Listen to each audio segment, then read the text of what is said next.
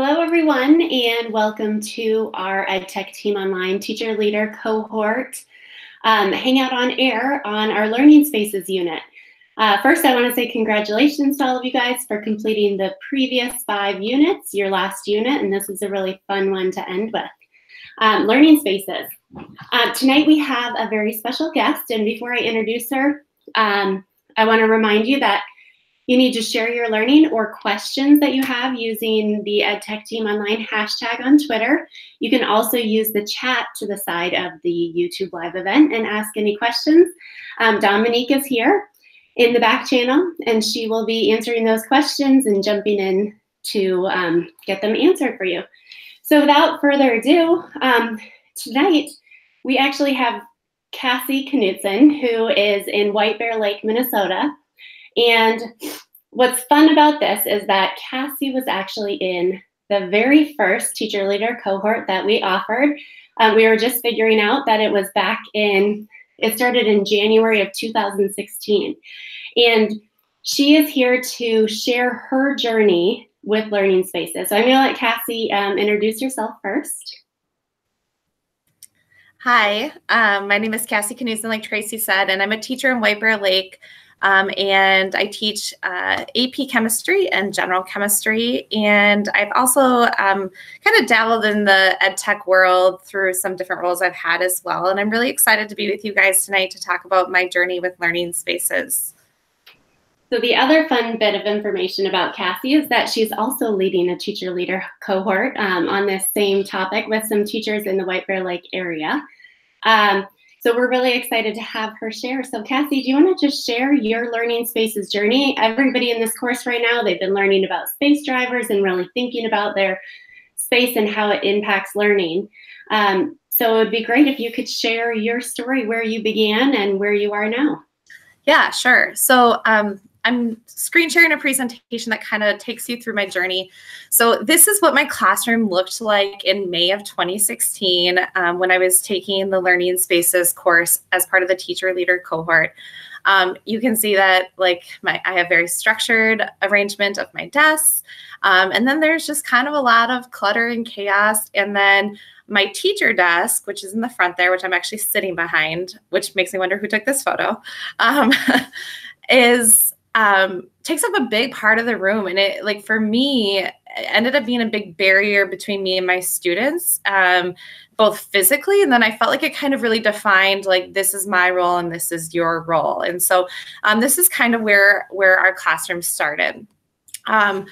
When we were tasked as part in the teacher leader cohort to, make a change to our space, my colleague who shares a room with me and I really wanted to choose something that was manageable and that we could actually make happen. We figured if we're going to do this work, let's do something that we can actually, make a change right now too. And so we had this kind of, like I said, I shared a classroom with my colleague. And so we kind of had this secondary teacher workspace. And we thought, we could maybe take this space that we have and really change it from a teacher-centered space to a student-centered collaboration space. And so our first goal was to clear, declutter, and organize the space and kind of transition all of our teacher things into that big desk that you saw in the last picture in the front of the classroom. And so you can already see that was a big transformation for us. There was a lot of clutter and it was a very chaotic space. That's a huge transformation. I can hardly believe, just clearing all that away makes you feel so much calmer just looking at the picture. Yes, and that was the big thing for us too, is we just thought our space sends a message to our students and we don't want it to be one of chaos. And so this is a good place to start. And so our second goal was to then really take that space and change it into something that was student-centered. And so we looked at, adding paint, adding picture frames where we could frame pictures of students or their work. Adding, softness with curtains and rugs, adding a bench for students to sit in, and then that would return some storage to us. Adding in some tables that the students could use for collaboration. So, whiteboard tables, lamps and diffusing lighting, and then potentially even adding a TV screen in that space.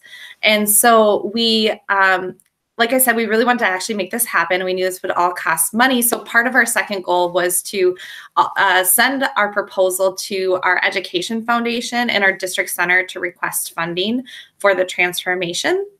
And through a series of emails, we eventually were able to use some of our building funding that had been given to buildings from district center for this kind of like space improvement.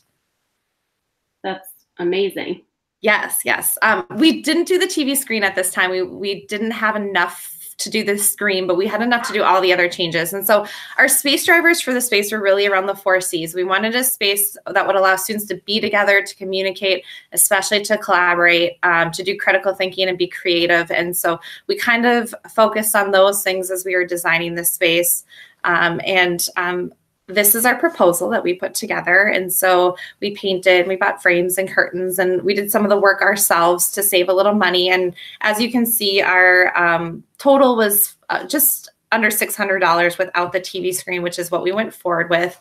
And this is what our space looked like after the transformation. And that's that same corner. That's the same corner. Wow. Yes. And so we did comfortable seating to give students a space to sit together, to work together. We used soft lighting. So we purchased the lamps from IKEA, and then we added curtains to diffuse the light from outside. We used blues and grays, which are calming and neutral tones for students. We use whiteboard tables for collaboration, but we found that actually a lot of times students use them for creative doodling, which was really actually fun because I know that a lot of students need to have that outlet. And so whether it was during work time or even when we were doing different activities, students would kind of doodle. And so that was kind of fun for them too. And then we had frames that we eventually put pictures of each of our classes in. Which makes it a little bit more customized, and that's great. Yes, and that poster is actually student work. And so again, featuring some of their things. And then you can see the bench there we made, we did an IKEA hack. It was an IKEA shelf that we turned on its side. We put the bench top on, and then we put doors so that we could use that for our storage. And so we knew we still needed some teacher storage in this, but we wanted to give this space really to our students. And what was really neat for us is that our students really started to you can still see the kind of the corner of our desk. So this was right next to our big teacher desk. And so students started to share a space with us really. And so it gave us an opportunity to listen to students as they were working and to kind of roll our chair over and work with them if they were struggling, or just to have conversation with them. And different groups of students sat there at different times. And so it transformed into a really, really great space for us.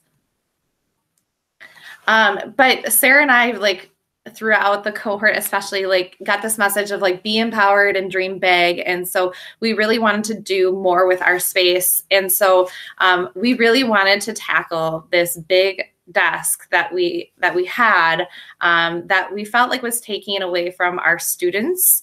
And again, it was defining a space for us and defining a space for them. And it wasn't about, being somebody that was going to guide them in their learning. It physically separated us. And then it also, in terms of our roles, kind of separated us. And we wanted to remove that. And so we again reached out to District Center and said, hey, is it possible for us to remove this big desk? And in this process, we started having conversation about, well, if we were to remove this big desk, what else would you want to do? And so we actually had Steelcase come out and meet with us and kind of draft a plan for what we would want for our classroom, ideally, if we could have all the things that we were wishing for. And so this is actually the plan from Steelcase. And so we wanted to have movable chairs and tables. We wanted to have tables that could go from sit to stand. We heard a lot of students saying, I don't like to sit all day. And so we wanted to have standing height tables as well.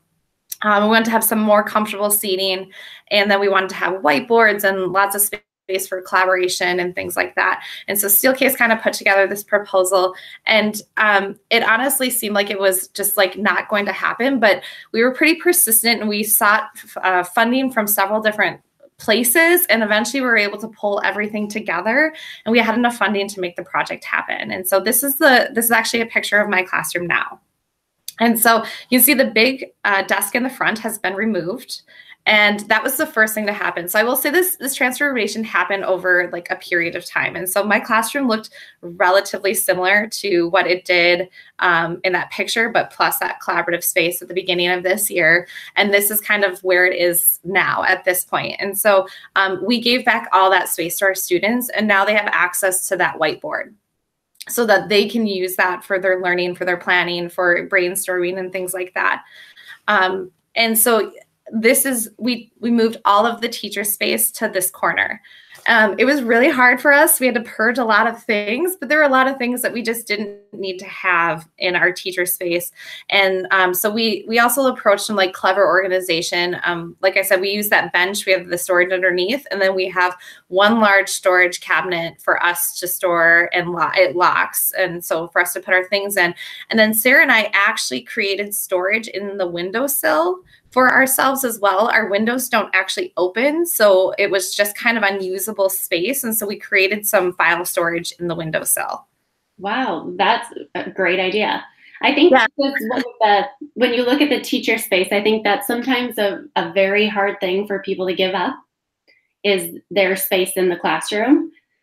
What difference have you seen that make with your students by you guys kind of moving off to the side, minimalizing your space, and kind of making it a focus on the students?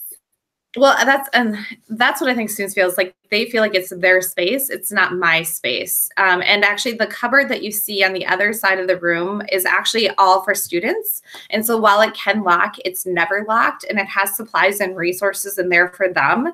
And so they feel like it's equal. Like we have a storage space for our teacher things, but then they also have storage for their student things. And they're like, oh, they're welcome to go into that cupboard and take things that they need. There's no cards and pencils and pens, and there's markers and all sorts of different things. There's periodic tables. So that kind of like equalized that space for us. And again, it really transformed from being about, teacher and student to just like, this is where we get together and we learn chemistry, which has been a really positive transformation. So you can see then the student tables are really the focus of this space, and everything is on wheels, and nothing locks except for the high tables. And this was a really hard transition for me, because at first, students would sit down and everything would shift around because nothing locked. And I made the comment to a colleague of mine. I said, I really wish these locked. And he replied, if they locked, would they ever move? And I was like, that is such a brilliant point. No, if I locked them, they would never move. And now they move very fluidly and easily. And we move them all the time because, we'll say like, oh, let's get together and do this. Let's transition into this. And it's fluid. And you don't have to unlock casters and things like that. Kids can just move. Kids will like take their chairs and roll to the other side of the room to help another kid. Like I have some kids that I swear like don't get out of the chair from the moment they get in there because they just roll around everywhere, and that's totally fine. But it's an adjustment for you as a teacher. It's something new and different, and you have to be willing to give that up to know that the point of this furniture and the point that the changes that you're making are for the students to have that flexibility and ability to move.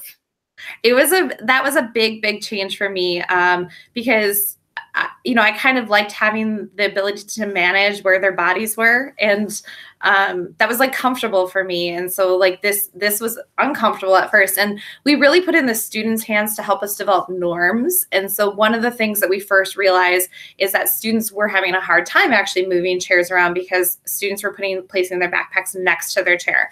So then we decided as a class, they really decided as a group of students that one of their norms was going to be that if they had a backpack with them in class, they were going to put it under their chair. And the high chairs actually are designed to have the backpacks like slung over the arm. Oh. And so then, if they were in a high chair, they would have the backpack slung over the arm so that we would actually have space for movement. And so a lot of this like had to kind of develop over time with me saying like, okay, there are some things that I definitely need to manage, but from the most part, I wanted them to kind of develop those norms of like using a flexible space like this. And for most of them, this is brand new as well. And so there was like a transitional period where it was a little difficult for me and the students. And now my students really, really love this space. I think really appreciate the flexibility. There were some students at first when we got the movable furniture that really disliked it, and several have said since that they actually have really come to love the space. That's great. So I'd mentioned, yeah, that there's then the student storage, and then we actually have a movable monitors or monitors on wheels as well, and so that it can kind of be used to separate the space if I needed to. And then, I can pull it out, I can tuck it away, I can actually move it towards our lab space and direct it in that space. And I can project information for our labs. And so that also gives me some flexibility as well. And then you'll notice we still actually have a projector. So I can have a secondary, set of instructions or whatever projecting as well, if I need to have it. On the whiteboard in the front, yeah. And then the screen is also, we can also use the screen for writing. In science, we felt like it was really, really important when we do problem solving to have the ability to let students follow our work and see formulas and symbols in a specific way rather than just displaying a presentation. So we do have the ability to write on the TV monitor as well. So that's been fun, but that's also been a really big learning curve for me because it's just learning a new piece of technology and I'll be honest, we received our TV, it was shortly after MEA, and I'm still getting comfortable with it, but it's definitely been a positive change for us as well. That's great. And the MEA is a break in October in Minnesota. Yes. So yeah, not just in Minnesota. The other thing we've loved about having the projector is that we can project and have students write on top of things. So, I can project something like a diagram and have students fill in things on the whiteboard space as well to work through problems and stuff like that. And then you can see we continue kind of with the soft lighting. We actually have more of the cloth fabric. We haven't cut it yet to kind of soften the fluorescent lights. And then we still have those lamps in the corner there. And so students have really, really enjoyed kind of that transition in our lighting as well. The fluorescent lights can be pretty harsh in those spaces. Mm-hmm. And they're in them all day long. Yes, they are. And a couple of my students who have headaches and migraines actually thanked me for that. And I hadn't even made that connection that can be difficult for them. Yeah. And so that was also some positive feedback. So then we really, like I said, want to maximize student space. So we got real creative with our teacher storage. And then we kind of approached this as a shared teacher-student workspace like we had before. We really liked when students were sitting near us, especially because we think some students really benefited from that proximity to they might not always be the ones to come to the desk to ask a question, but if they're just sitting near you, they'll have some of those conversations with you that they might not otherwise. And so we put that bench then across from our teacher desk. By the way, our teacher desk is on wheels as well. So everything literally moves in this space. And then we added some comfortable seating near that as well. So kind of, again, we replicated a collaboration space, but just a little differently than we had it before. Which is great. And I don't know if you said this, you've been saying Sarah's name throughout, but you do share this teaching space with another teacher. So you guys have had to work together, and you also have two teachers in this space, and you're working to cut down the clutter with two teachers. That's great. Yes. And that's been a big thing for us. That was one of the challenges we kind of identified when we took the learning spaces course, was that there are two teachers that share the space.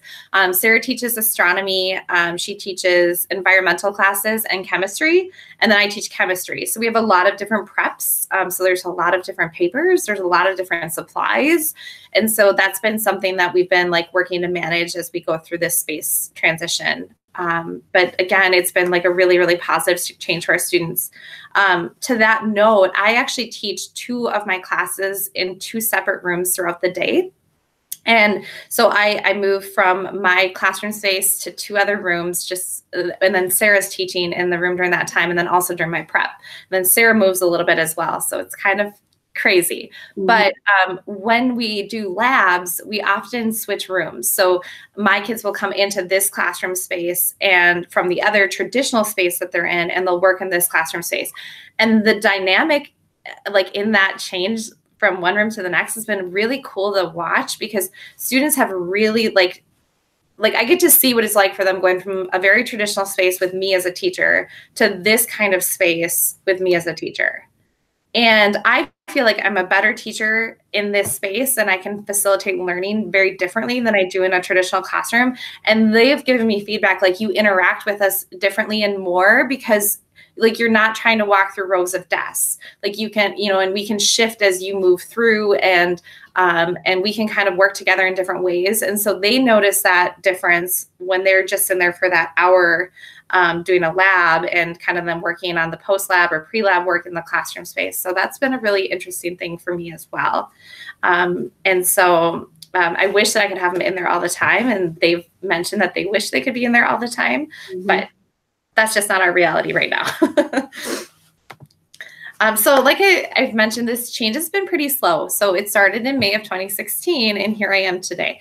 But it's been one that's been like very worthwhile. And I'm really actually kind of appreciative that some of the change has happened slowly because it's given me time to be reflective. And then it's given me time to really like honor my students and their voices because, you know, as I hear from them and they say, we really need this, we really want this, in the next kind of stage of change, I've been able to then make those, you know, reflect their voices in that space.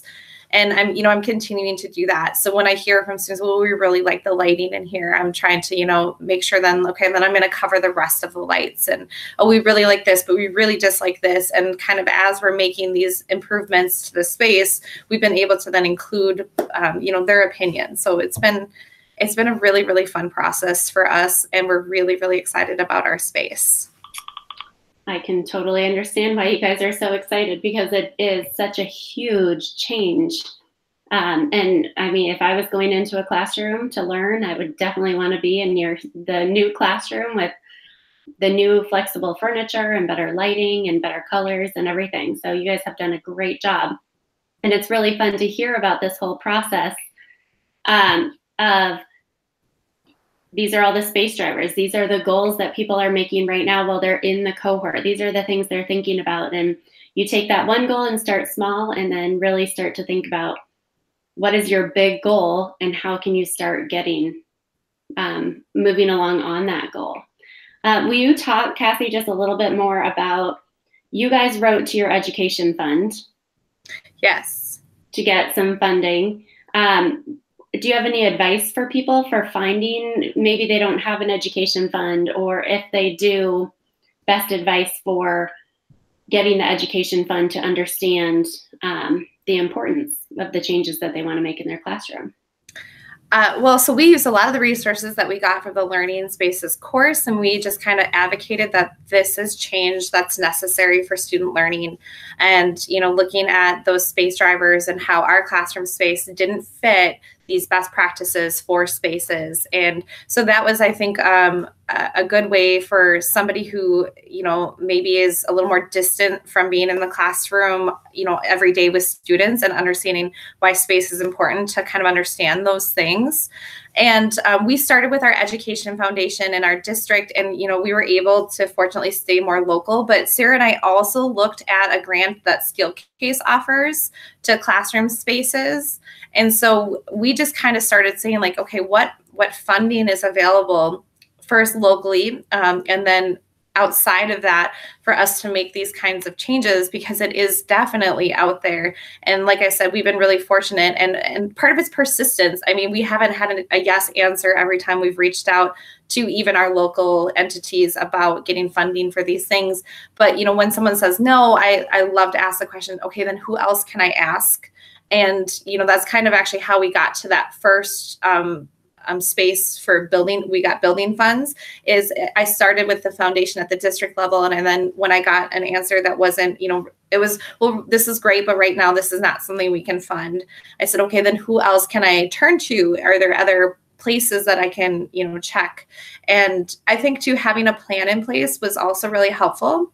So Sarah and I were able to include all of the things that we had prepared for the Learning Spaces course with our requests for funding. And so, you know, we actually made that little like diorama like of our space, which is very science, Sarah and I. Everything was like to scale and things like that. And so I think that was helpful. When we had Skillcase come out and look at our space, Sarah and I had already, you know, cut out with Post-its to scale from their measurements, and kind of started to think about like, what do we actually want in this space and what do we want it to look like? So I think having a good plan helped this whole thing progress the way that it did. Also having somebody that you could collaborate with and chat back and forth, and you were lucky to have someone local, but if you don't, reach out to somebody in the cohort too to be able to support each other. Dominique, I know that you had a question that came in. Yeah, and you kind of just answered this a little bit, Cassie, but thinking about getting started and talking to your just administrators and maybe other co-teachers, especially for people who maybe feel a bit, I don't know, like frustrated, or depending on what's already happening at their school, if it's not super innovative. Do you have any suggestions? Yeah, like I said, I would really like, I think in sharing the learning that I had experienced from the course about, you know, like that, like space communicates something, right? And I think too, like when I took the visual literacy part of the teacher leader cohort, that was like a really strong message, is like what we present to our students and the space that we do that in, it sends a message to them. And so like aesthetically, a space needs to be ordered. And if it's cluttered and chaotic, kids are going to feel cluttered and chaotic. If it's, you know, really inflexible, kids are going to feel like more rigid and confined. And so as I kind of started to communicate with people that maybe were like, didn't have that same perspective I did, like sharing some of my learning with them and talking about, like, I talked about even with some people, like why I was choosing blue. I said, the research I've done around colors is this, and this is why I'm choosing blue. And then I chose a complementary orange to so we could choose our chair colors. And so I chose orange because it complemented well, but then also it's the white bear color. So it focuses on, you know, like some of that school spirit, and it ties into the floors, which I wasn't going to be able to change, and kind of ties the space together. And I think once people started to see how like thoughtful we were in all of these decisions, it kind of made sense to move forward with some of these things. And some of them Sarah and I just did on our own. Like the fabric coverings for the lights, we actually just went and did that. And so I think too, then like as we started pushing the transition forward and there was like that positive response had started, that it made things easier for the progression of the big change. I love hearing, it is slow change, but you guys were persistent. I loved hearing from you saying too that, you know, you've got a dream big and really try to go for it to really transform your space. It's so awesome that you guys have listened to student voice the whole entire time to make the changes to support your students as well. Cassie, thank you so much for joining us. Are there any other thoughts you want to share with us about learning spaces? No, I hope that like teachers have success with it. And even if it is something small that you can take from this course and just like that small change, and hopefully that will, you know, be a catalyst for bigger changes in your classroom space. And I really think once, you know, you get the student feedback and also like your colleagues' feedback, that will be helpful as well, because that's been one of the things that's been most inspiring for me. That's awesome. Well, good. Well, thank you so much for joining us. And thank you all for listening in as well. And Cassie will answer your questions, I'm sure, if you tweet out to her, and she can get back to you if you have any specific questions with anything. But good luck with your Learning Spaces projects. And Cassie, thank you so much again for joining us. Thank you. Yeah. Have a good night, everyone.